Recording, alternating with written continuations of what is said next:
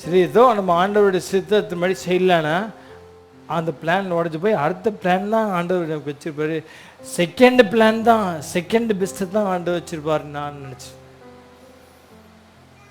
ஏன்னா first plan படி நான் கீழ்ப்படியாமல், பாவத்தினாலே கீழ்ப்படியாமைனாலேயோ அதை நான் தொலைச்சிட்டேன்.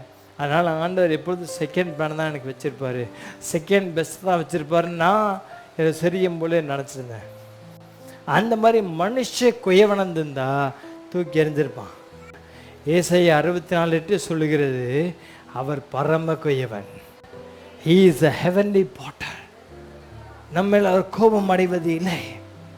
செகண்ட் பெஸ்ட்டாக தான் வணையதில்லை, ஃபஸ்ட்டு நான் வச்சுருந்த பிளானை விட பெஸ்டான பாத்திரமா அதை வணைந்து எல்லோருக்கும் முன்பாக காட்ட போகிறேன். நாம் ஏபி தான் நம்ம நினச்சிட்டு இருந்தோம். ஆனால் ஆண்டவர் நம்மளை அபூர்வமான ஒரு உனக்கு நான் வச்சுருக்கேன்னு சொல்கிறார்.